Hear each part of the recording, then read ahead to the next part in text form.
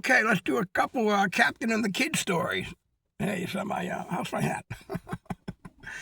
Captain and the Kid being me, because I'm like 2, 3 years younger than the Captain, Captain John, and he's crazy to do to do some of my trips, and maybe I'm crazy to do if it's a sailing trip, maybe one of his. So anyway, God, there's so many trips.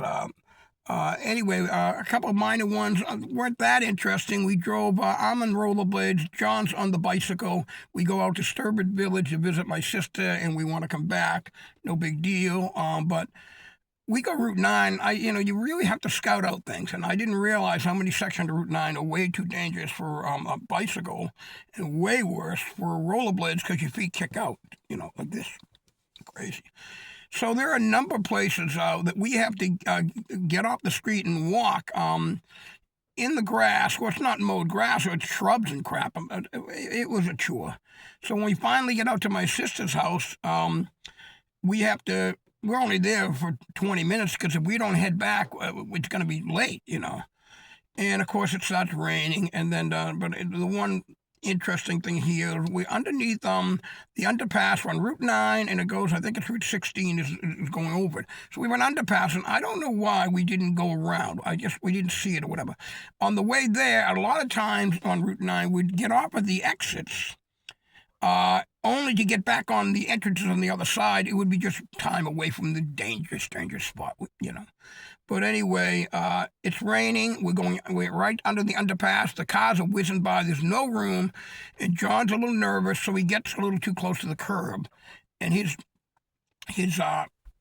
bike pedal crashes the curb. He goes out. He goes out towards the road. It was just timing.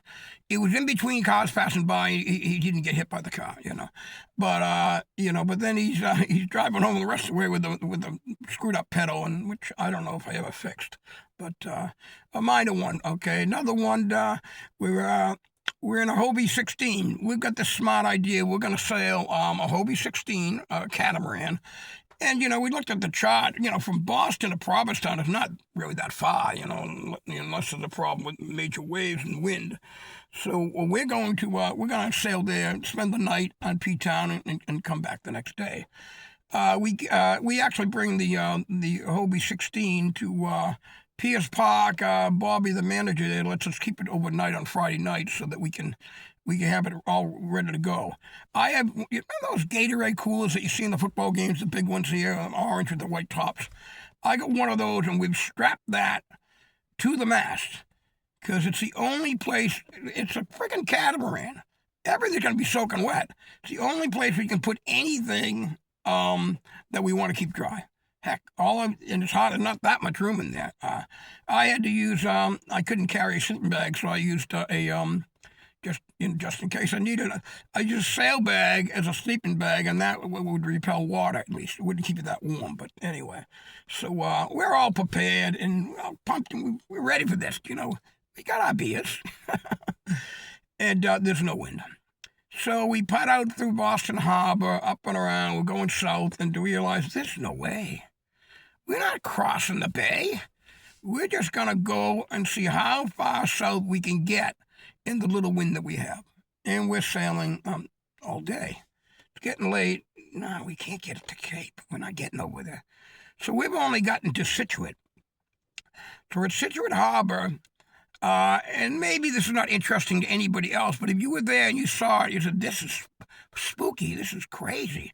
There's no wind. We get into Scituate Harbor, and we have our own private, there's no other boats out. It's absolutely glass, flat, calm. And we're in this catamaran, and we're flying. And once we get moving, we get a little apparent wind going, and we go. And now we realize there are people on shore, and they're watching us. So, well, I'm not going out, and we don't even know where we're going, where we're going to stay. We're not ready to hit the dock yet. So we go around to the marine field so more people can see that this mystery wind that we're sailing on. And then we calmly come up to the dock, and there's the boat, what's the driver called? The launch tender. Launch tender's there. He says, I was mesmerized. I couldn't believe that. Where were you? How did that happen? How could you be going that fast? So I know, because there's no engine on this boat. So we don't know. But he goes to me, well, a transient mooring where you can spend the night.